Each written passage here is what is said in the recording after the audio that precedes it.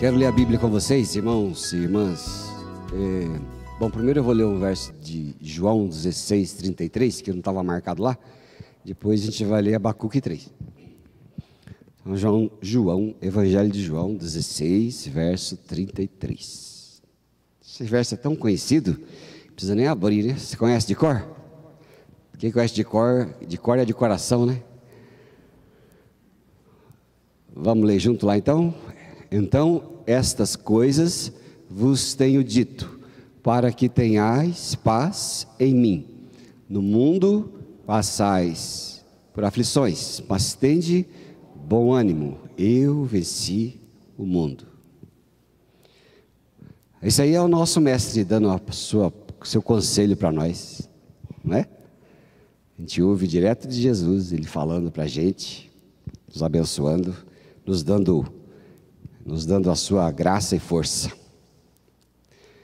Então nós vamos ler agora Abacuque capítulo 3. A gente vai ler versos 17 e 18, mas é do principal depois para a gente compartilhar. Mas vamos ler o capítulo todo, porque o capítulo todo é uma oração do profeta Abacuque. Abacuque tem uma característica interessante, porque todos os outros profetas, eles falavam ao povo em nome de Deus. Abacuque é um dos únicos profetas que fala a Deus sobre o povo. Bem interessante. Então o livro de Abacuque, ele é um livro de conversa com o seu Deus. Coisa boa, né? Então ele ora assim, né, que fala aqui, a oração do profeta Abacuque sob forma do canto. Pelo jeito ele era cantor também. E pelo jeito ele era dos bons, porque ele cantou poeticamente. Então ele diz assim: tenho ouvido, ó Senhor, as tuas declarações e me sinto alarmado. Aviva a tua obra, ó Senhor, no decorrer dos anos, e no decurso dos anos, faze-a conhecida. Na tua ira, lembra-te da misericórdia. Deus vem de Temã, e do monte Parã vem o santo. A sua glória sobre os céus e a terra se enche do seu louvor. O seu resplendor é como a luz, raios brilham da sua mão, e ali está velado o seu poder. Adiante dele vai a peste, e a pestilência segue os seus passos. Ele para e faz tremer a terra, olha e sacode as nações. Esmigalham-se os montes primitivos, os outeiros eternos se abatem. Os caminhos de Deus são eternos. Vejo as tendas de Cusã em aflição, e os acampamentos da terra de Midian tremem. Acaso é contra os rios, Senhor, que estás irado? É contra os ribeiros da tua ira, ou contra o mar o teu furor? Já que andas montado nos teus cavalos, nos teus carros de vitória, tiras a descoberto o teu arco, e farta está a tua aljava de flechas. Tu fendes a terra com rios, os montes te veem e se contorcem, passam torrentes de água, as profundezas do mar fazem ouvir a sua voz e levantam bem alto as suas mãos. O sol e a lua param nas suas moradas. Ao resplandecer a luz, as tuas flechas sibilantes, ao fulgor do relâmpago da tua lança. Na tua indignação marchas pela terra, na tua ira calcas aos pés as nações. Tu sais para salvamento do teu povo, para salvar o teu ungido, feres o telhado da casa do perverso e lhes descobres de todo o fundamento. Traspassas a cabeça dos guerreiros do inimigo com as suas próprias lanças, os quais, como tempestade, avançam para me destruir, regozijam-se como se estivessem para devorar o pobre às ocultas. Marchas com os teus cavalos pelo mar, pela massa de grandes águas. Ouvi-o, o meu íntimo se comoveu, a sua voz tremeram os meus lábios. Entrou a podridão nos meus ossos e os joelhos me vacilaram, pois em silêncio devo esperar o dia da angústia, que virá contra o povo que nos acomete. Mas ainda que a figueira não floresça, nem haja fruto na vide, o produto da oliveira minta, e os campos não produzam mantimento, as ovelhas sejam arrebatadas do aprisco, e nos currais não haja gado, todavia eu me alegro no Senhor, exulto no Deus da minha salvação. O Senhor Deus é a minha fortaleza e faz os meus pés como os da corça e me faz andar altaneiramente. Amém? Você viu que oração grande de um servo em apuros, de uma nação em apuros. Abacuque, ele estava ali em Judá, e ele ali em Judá, ele via a terra à sua volta assolada, né? Muitos problemas, muitas coisas que aconteciam naquele lugar, e era tanto que ele falava assim: olha, a podridão entra nos meus ossos. É uma coisa complicada para ele. E aparentemente Deus estava de longe, mas ainda assim ele ousava confiar, né? Umas declarações de fé grande na Bíblia, que vem logo depois da sua queixa. Esse profeta aqui, Abacuque, ele profetizou durante um período de turbulência ali para o reino de Judá, lá no final do século VII antes de Cristo. E era um tempo marcado por injustiça interna, ameaças externas dos outros povos, porque os outros povos sempre ficavam de olho especificamente na terra da Palestina, um pedacinho desse tamaninho, se der Curitiba, acho, é bem pequenininho, mas não é porque aquela terra era muito frutífera, era muito rica, coisa nada, era a terra que dava acesso ao mar Mediterrâneo. Todo mundo queria passar por aquele canal, e quem tinha posse daquele pequeno canal ficava muito rico, porque era rota comercial. Mas justamente ali o povo ficou, né? E aí havia muitos inimigos em volta. Mas ali Abacuque, ele expressava a sua preocupação a Deus. Era um profeta que veio falar com Deus. E ao mesmo tempo que ele foi falar com Deus, ele queria que o povo ficasse firme, que não desistisse. Então, às vezes, e naquele tempo, né, fazia tempo que ele não via agir de Deus na sua vida, e assim como a gente, né, às vezes parece que o nosso Deus, apesar que a gente ore e faz tantas coisas, não parece às vezes que Deus não está fazendo nada? Quem já teve essa impressão aqui, ó, parece que Deus não faz nada? É, Gamão, vamos ver. Fala a verdade, ó, um monte de gente, né? Parece que Deus não faz nada, cadê? Tinha um irmão lá, que eu passava lá na igreja de Mandaguari, que dizia assim: pastor do céu, quanto mais eu oro, mais assombração aparece. Você já falou isso também? Quanto mais a gente ora, mais assombração aparece. Aí tinha um que dizia assim: olha, quando foi lá pregar, ele era açougueiro. Eu gostava muito daquele irmão pela sua sinceridade, um daqueles irmãos bem sinceros. Ele trabalhava no açougue. Aí foram pregar a Bíblia para ele, né? E aquela velha história, foram pregar a Bíblia para ele, o céu, sem deixar ele passar sem fazer um turismo pelo inferno. Aí é um problema sério. Aí ele falou assim: pastor do céu, olha, parece que vieram me falar de Jesus, eu recebi esse Jesus de forma tão alegre, né? Mas depois que eu recebi Jesus, ela veio, ó, cacetada por todo lado. E isso eles não me falaram. Pois é, geralmente os crentes modernos, eles não falam essa parte, né? Essa parte eles omitem. Mas eu falei: mas fica firme, aí eu sempre digo, né? Estaria ruim com você sem Deus de qualquer jeito.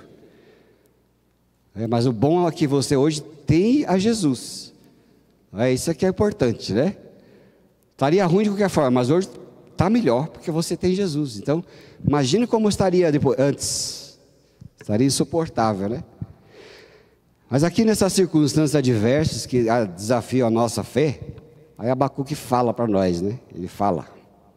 Depois você pode perceber que o capítulo 3 a gente só vê o verso 17 e 18. A gente não olha os de 1 a 16. Você vê a situação, era difícil. Mas ali você vê que Abacuque quer dizer àquele povo que apesar das circunstâncias, eles devem ficar firmes. Porque se está ruim com Deus, imagina vocês então sem Ele. Essa era a palavra de Abacuque, né? Aí vamos ver o verso 17 aqui. Vamos ver o verso 17, né? Vamos ler junto ali, ó. Ainda que a figueira não floresça, nem haja fruto na vide, o produto da oliveira minta, e os campos não produzam mantimento, as ovelhas sejam arrebatadas do aprisco.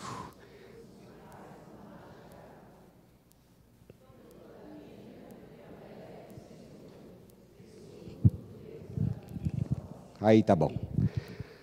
Abacuque pinta aqui um cenário da desolação, mas ele fala que ali para ele, as uvas, as azeitonas, os cereais, as ovelhas, o gado. E quando falta isso, falta sustento e segurança. E ali naquela economia do reino de Judá, essas perdas significavam fome, pobreza e desespero. Porque essas coisas para eles eram sinais de provisão e de presença de Deus sobre eles. E quando essas coisas faltavam, era comum eles pensarem: mas onde está Deus?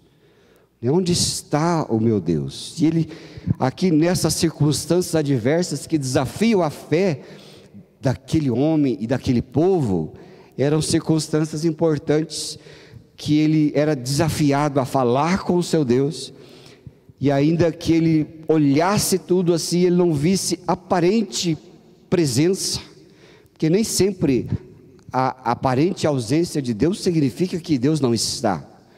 Às vezes uma das formas muito ricas de Deus para chamar nossa atenção é se fazer um pouco ausente, porque na sua ausência nós somos impelidos a buscá-lo, entende? Por isso que lá no Salmo a gente vê que no Salmo 1, quando fala das árvores que é plantadas à beira de ribeiros, ele fala que quando a água desaparece, as raízes são forçadas a buscar a água, e ela cresce para baixo, ela cresce em direção à água sempre, e é um desafio grande, não é? E ali é coisa interessante. Você sabe quando as frutas do nosso tempo elas são insossas?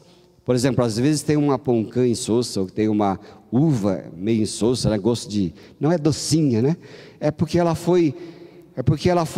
cresceu com muita água. Mas quando você pega as frutas e que pega aquelas coisas muito doces, geralmente a terra estava um pouco seca, e a planta ela produz a fruta muito doce quando ela é obrigada a cavar para baixo e tirar, né, o seu alimento das dificuldades. É muito interessante isso. E às vezes a ausência de Deus em nossas vidas, a aparente ausência, ela nos força a buscar mais a Ele, e nós nos tornamos frutas doces. É ou não é? Você tem visto uma fruta doce ao seu lado aí? Sim ou não? Dá uma olhadinha para o lado aí, ó. Tem visto frutas doces? Frutas doces é sinal da presença de Deus. Quanto mais adverso, quanto mais problemático às vezes passamos a nossa vida, e mais buscamos a Deus, porque às vezes é o contrário, né? Às vezes as pessoas, quando passam dificuldade, ela não se lembra de Deus. No meu ver, não nasceu de novo, porque se nasceu de novo, é natural buscar a Deus. Mas quando nasce de novo, e as dificuldades vêm, elas oram e buscam a presença de Deus, e essa busca ensina-nos a estar mais próximo dEle, e nós nos tornamos frutas doces. O que é frutas doces? Homens e mulheres experientes e sempre com uma palavra de Deus nos seus lábios. Amém, irmãos? E aquele que não busca nas dificuldades é aquele que murmura, que não é doce, né? É ruim. Você quer logo largar de perto. Mas aqui ele era assim. Abacuque era assim. Ele foi forçado a dizer e a orar: ainda que a figueira não floresça, nem haja fruto na vide, ainda que a colheita da oliveira falhe, os campos não produzam mantimento, e não haja ovelhas no aprisco e nem gado nos currais. Ele fala: ainda que aconteça isso, nós vamos olhar para o alto e buscar a sua presença. Às vezes nós somos chamados a pensar nas áreas da nossa vida onde a gente enfrenta dificuldades, né? Perdas. Às vezes você está assim, às vezes perdas, dificuldades acontecem em nossas vidas, não é? Acontece isso. Conversava com o irmão ali atrás, que conhecia uma pessoa muito chegada dele. Eu falei assim: olha, conheci a sua irmã lá em Londrina. Ele falou: mas que bênção que ela é, né? Ele contou para mim algumas coisas que eu não tinha nem ideia, né, do que havia acontecido. Aí eu pensei: olha ali, ó, ali tem uma fruta doce, né? Pessoa que passou muita dificuldade, mas hoje encontrei lá na Central de Londrina, servindo com alegria, com um sorriso nos lábios lá, e firme na obra do Senhor. Aí eu me lembrei: fruta doce. Mas quem olha aquilo não viu o passado, né? As dificuldades do dia a dia que passou, que viveu, que lutou, que orou e permaneceu. Porque às vezes é assim em nossa vida. Às vezes é um desafio financeiro, às vezes é um problema de saúde, às vezes são dificuldades de relacionamento que a gente tem uns com os outros. As lutas são boas, sabia? Por muito tempo na minha vida eu fugi de luta, eu gostava de luta e as lutas me estressavam. Até que um dia Deus falou assim: olha, você quer viver sem luta, então você vai ser assim azedo pro resto da vida, porque aí só tem luta, meu filho. Por isso que nós lemos lá Jesus falando: no mundo vocês passarão por aflições, mas tenham bom ânimo, porque eu venci o mundo. Jesus não teve nenhum momento de paz, nem Davi, nem Jesus. Hoje eu entendo aquele cântico que eu não gostava de cantar, mas como fez Davi, quero te louvar, né? É verdade, Davi, se esperasse um tempo de paz para louvar, jamais teria louvado.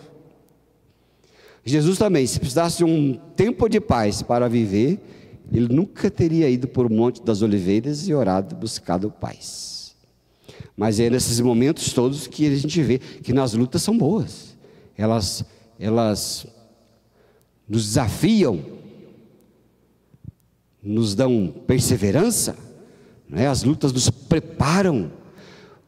Qual é a maior graça de ver uma pessoa experimentada na vida e você extrair tanta experiência boa daquela pessoa? Não é verdade? Olha que valor que tem uma pessoa. A gente se torna pessoas de valores pelo tempo da luta. Pelo tempo de luta. Como é que são as coisas, né? A gente estava vendo nas Olimpíadas lá, aquela coisa lá de De vez em quando a gente olha, só tem aquilo na televisão, né? Aí tinha um sujeito fazendo aquela coisa assim, aquele capacete assim, que é todo furadinho aqui na cara, assim, com roupa branca. Esgrima. Entendi nada daquela coisa. Fera assim, ganhou a luta. Eu falei, ué, que diabo é isso? Oh, pode falar diabo. Aí eu olhei, ponto. Ponto. Ué, mas não estou entendendo, queria saber como é que funciona isso. Aí esse povo estava me explicando que não pode relar na pessoa. Relou, perdeu. Relou. Engraçado, né? E parece que não, mas as pessoas quando tiram aquela máscara lá estão suadas, né? Eu vi uma pessoa lá que tinha um tumor nas costas, uma coisa assim, eu acho que era a competição feminina, uma pessoa tinha um tumor, e lutou bravamente, não ganhou, mas lutou bravamente. E é uma coisa interessante aquilo lá. E às vezes também nós somos assim, né? Aprende a lutar e aprende, né? De modo que a gente nem entende direito, mas vai, mas não desiste. Não é que não desiste pela nossa própria força, é que a gente ora a Deus. E Ele vai com a gente. Não é? Como você reage quando parece estar dando as coisas erradas, a gente está passando por lutas? Parou para pensar? A gente tem que ver isso. Coisa muito interessante da nossa vida. O verso 18 tem uma decisão, né? Põe o verso 18 aí para nós, Carlos. Vamos ler junto? Todavia eu no Senhor exulto, no Deus da minha. Sabe qual é a palavra mais importante aí? O que vocês acham? O que vocês acham? Hã? Vocês acharam? Ali, a Vanessa falou, ó, eu li dos lábios dela. Todavia. Todavia é a palavra mais importante. Sabe por quê? Porque todavia é uma decisão. Você acha que a sua vida de fé é assim, aleluiada, assim, que você ergue o braço assim e sai flutuando? Você acha que é assim a sua vida de fé? Você vai passando como fumaça assim, você levita, né? Você entra em um estado assim de uma bolha, assim, você vai relaxando. Você acha que a vida de fé é essas coisas? Ah, não. Vida de fé, meu irmão, minha irmã, é decisão. Decisão. É quando você, apesar das lutas, assim como foi Abacuque, assim como é as nossas vidas, é em meio a tudo isso, você e eu dizer, todavia, eu decido me alegrar no Senhor, eu decido exultar no Deus da minha salvação, eu decido confiar nele, e eu decido crer. E junto com esse eu decido, tem um agente em nós, que é a gasolina do motor. Que é? Não sabe? Quem falou o Espírito Santo aí? Erga a mão, olha lá, o Espírito Santo. Porque o ser humano, eu e você, não conseguimos decidir e manter a decisão. Pensa quantas vezes você voltou atrás em várias decisões que você falou assim, não, eu vou ser assim para sempre. Ou como fez como Pedro, não, Senhor, eu nunca te negarei. Negou 3 vezes. Não é? Isso é a decidir, tomar uma posição, porque é o Espírito Santo em nós que, na sua desejo de decidir, na sua oração de decidir, ele te capacita a decidir e ficar na decisão, e a louvar, e a crer, e a orar, e perseverar, mesmo que às vezes você não enxergue, e às vezes aparentemente Deus não está fazendo nada. O Espírito Santo é que te dá a graça de decidir. Nós não estamos sozinhos neste mundo, sabia, irmãos e irmãs? Nós não estamos sozinhos, nós não fomos largados por Jesus, que subiu e falou assim, agora vocês se virem, que eu vou deixar só vou deixar só uma porção de escritos para vocês lerem. Não é isso. O escrito sem o Espírito Santo não resolve nada. Mas o Espírito Santo, quando ele falou, eu vou para que quando eu for, o Espírito Santo venha sobre vocês. Porque se eu não for, o Espírito Santo não virá. João 12, 24 aí. Ele fala: se o grão de trigo caindo na terra não morrer, fica só, mas se morrer, dá muito fruto. Ele precisava morrer, ressuscitar e ir, para que então viesse o Espírito Santo sobre todos nós. E nós temos o Espírito Santo como nosso coach. Nós vivemos na era dos coaches, não é? Todo mundo é coach. Uma vez chegou o irmão aqui, um irmão meio complicado. Aí eu fui perguntar como é que ele vivia a vida. Ele falou assim: não, como é que você está ganhando dinheiro, irmão? Não estou entendendo. Eu sou coach. Eu olhei para ele e falei assim: coach quê? Foi tão espontâneo que, eu vou dizer uma coisa para você, viu, que até eu me envergonhei às vezes. Coach de quê? Todo estropiado coach de quê? Aí tem muito coach por aí, né? Eu vejo esses coaches de 20, 25 anos e falo: Jesus, só por isso. E tudo bem, eles podem ensinar técnicas para a gente, né? A gente respeita os jovens, de sua integridade e tudo, né? Eles têm muitas técnicas para ensinar para a gente. Mas louvado seja Deus que junto com as técnicas, a vida venha lhe ensinar, e quando eles tiverem os seus 50, 60 anos, aí isso tudo vire uma experiência vivida para ensinar. E aqui Abacuque toma essa decisão consciente de se alegrar no Senhor, porque a alegria dele não depende de circunstâncias, mas era ancorada na sua relação com Deus e na certeza de que Deus está sempre com ele. É ou não é? Olha a consciência de que Jesus está com você no meio das provações e tribulações, não é boa? Não é bom aquela sensação de você falar assim: eu não estou sozinho? Não é boa? Essa é a alegria da nossa fé, gente. Quando você sabe que você não está sozinho. É a maior coisa boa que existe. É que tem dificuldade, nós temos provações, nós temos tribulações, nós temos confusões em nossa vida, nós temos de toda espécie. Mas a gente não está sozinho. Amém? Diga assim: eu não estou sozinho. Não estamos sozinhos, porque Ele está com a gente, não é? É esta fé que vai além do que a gente entende, uma alegria que se encontra no caráter imutável de Deus. E é aquele verso que eu me lembrei agora de Filipenses 4:17. Vai lá para nós, Filipenses 4:17. Não é isso aí não, né? Olha lá, Filipenses 4:17. Olha só. É isso mesmo? 4:7, desculpa. 4:7, o Espírito Santo está falando comigo. 4:7, olha lá, vamos ler junto? E a paz de Deus, que excede todo o entendimento, guardará o vosso coração e a vossa mente em Cristo Jesus. Nossa, quanta luta você está passando, por que você está assim tão tranquilo e sereno? Sei lá. Por que sei lá? Porque a paz de Deus, que excede o nosso entendimento e que os outros não entendem, nos preserva a vida. Amém, irmãos? É uma paz que você não sabe explicar. Com dinheiro, sem dinheiro, com problema, sem problema, com emprego, sem emprego, com doença, sem doença, está em paz. Você tem uma doença ruim. Mas está bom, pastor, eu estou em paz. Aí você fala assim: está em paz nada, só está querendo dizer. Não está querendo dizer. Porque se a pessoa for crente, crente para valer, um pleonasmo que não deveríamos usar, mas crente para valer, ela tem paz, não é verdade? Ninguém explica, não é? Então você tem que aprender, e você temos que aprender, sabe? Que característica de Deus que traz segurança à nossa vida. Faz conta, gente. Como a gente é ruim de memória, já parou para pensar?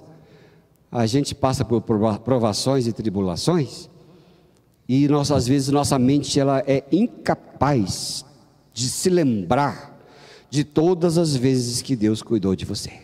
Sabe por quê? Porque o ser humano, tanto física como emocionalmente, ele tem uma autodefesa que leva a gente para a sobrevivência. E a sobrevivência, ele é ancorada na ansiedade. Sabia disso? Por que você é ansioso? Por que você é ansiosa? Porque é o instinto de sobrevivência. Mas você deve trazer essa ansiedade para para o equilíbrio. Todavia, o todavia, ele é um ponto que liga a gente às experiências boas do passado, e que você pode pensar: Deus nunca me deixou sozinho. Amém? Um tempo atrás, na Sociedade de Mulheres, a Ruth ali Carula compartilhou uma experiência de fé, né, de uma pessoa querida dela, que sempre viveu preocupada com tudo, mas daí, olhando para trás, ela falou: mas nunca faltou nada para a pessoa, né, Ruth? Nunca faltou nada. E a gente também não é assim? Eu fico preocupado comigo mesmo, sabe? A gente fala assim: olha, eu fico preocupado assim, que quando chegar naquela hora H, que sei lá quando vai ser, se vai ser ou não vai ser, e olhar para trás e dizer assim: meu Deus, eu vivi tão preocupado da minha vida inteira e nada me faltou. Que vida, que qualidade de vida ruim que eu me dei. Nunca faltou nada. Para que eu vivi isso tão preocupado, cabeça quente, angustiado? Não é verdade? Faltou alguma coisa para você? Quem está com falta de coisa aqui, bem séria mesmo assim? Está sem comer, com fome aí? Erga a mão, velho. É pelo contrário, né? Você vai no médico, o médico manda cortar picanha. Não precisa picanha não precisa nem mandar cortar. Mas cortar gordura, né? Cortar coisas, porque afinal de contas você está morrendo de saúde, tanto comer, né? Está comendo tanto que o médico está mandando você passar a necessidade um pouco para o bem do seu corpo. Aliás, diz que as pessoas mais longevas que existem são as que comem menos. Sabia? Que sai da mesa com fome. Mas é tão bom sair da mesa com barriguinha cheia, né? Olha, irmãos, aqui o verso 19. Olha aqui, verso 19. Põe para nós aí. Vamos ler junto? O Senhor Deus é a minha fortaleza, faz os meus pés como os da corça, e me faz andar altaneiramente. Olha que coisa boa. Aqui o nosso irmão, que nós vamos conhecer lá no céu, o Abacuque, conclui essa oração com essa poderosa declaração de confiança. Ele reconhece ali que Deus é a sua força, e com essa força ele pode superar qualquer obstáculo. Aqui, quando ele fala dos lugares altos, ele se refere a lugares de segurança e perspectiva. E ele compara aqui a sua segurança à agilidade de uma corça, de um cervo, né? Que pode caminhar com segurança em terrenos acidentados, no meio das pedras. Você vê aqueles bichos correndo no meio das pedras, né? E eles vão que vão, né? Eles correm velozes, mesmo tropeçando nas pedras, tropeçando nos terrenos irregulares, mas eles vão, né? E ele fala assim: olha, eu sou como a corça, né? Que corre em lugares altos, mesmo em meio das dificuldades, eu vou. A gente não é assim? Não tem que louvor que fala, nós trupica, mas não cai? Ah, não é louvor, Jesus, misericórdia. Não, é uma música lá, nós trupica, mas não cai. Mas é mais ou menos por aí, né? A gente vai, corre, vai, né? E resbala daqui, cai dali, né, Gabriel? Cai, resbalou de judiação. Oh, meu Deus. Só Jesus da causa, Gabriel. Mas vai, trupica, mas não cai, né? Vai, volta e sara de novo e vai para frente. Mas ó, todavia, aí, decisão. Todavia, eu vou por meu Deus. Uma vez lá no começo da conversão havia um livro de Hannah não sei o que, pés como os da corça nos lugares altos. Quem já leu? Só eu, pastora. É um livro antigo, deve ter para vender, eu não sei, se procurar talvez ache.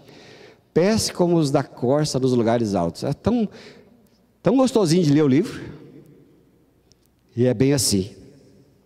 E a gente precisa dessa força de Deus para as nossas vidas. Amém, querido? E a Bíblia nos ensina que essa confiança em Deus não depende, viu, de circunstâncias externas, mas a nossa confiança está no Senhor. Ah, veio dificuldade? Todavia me alegrarei e vou andar com meu Deus. Ele vai me sustentar, Ele está comigo, eu vou andar com Ele. E aqui é muito precioso. E eu vou encerrar aqui que a gente vê como Deus é maravilhoso. A gente aprende tanta coisa com Jesus, né? Ali no Novo Testamento, Não é? Eu aprendo aqui nesse livro de Abacuque, a gente tem que ter fé, alegria, esperança e dependência. Amém? É isso que é a suma do negócio. Fala comigo: fé, alegria, esperança e dependência. Né? Se Abacuque ele ensinou que a fé é inabalável, mesmo em tempos de dificuldade, ali com Jesus a gente aprende que fé em Jesus é a nossa água, como Salvador e Senhor. Ali com Abacuque ele fala que a alegria em Deus, independente das circunstâncias. Com Jesus a gente aprende a promessa de paz e alegria em meio às tribulações. Tem de bom ânimo porque eu venci o mundo. E ali com Abacuque a gente aprende que tem que ter esperança na salvação do Senhor. Com Jesus é a esperança da vida eterna por meio dele, por ele e para ele. E se Abacuque dependia da dependência de Deus para força e sustento, com Jesus a gente depende do Espírito Santo para viver a nossa vida cristã. Amém? Quero orar com você. Eu quero orar com você que parece que aparentemente Deus não está fazendo nada. Mas hoje você viu o que Ele vai fazer. E você vai sair daqui como leve, né? Leve. Todavia eu me alegrarei no Deus da minha salvação. Amém, amados?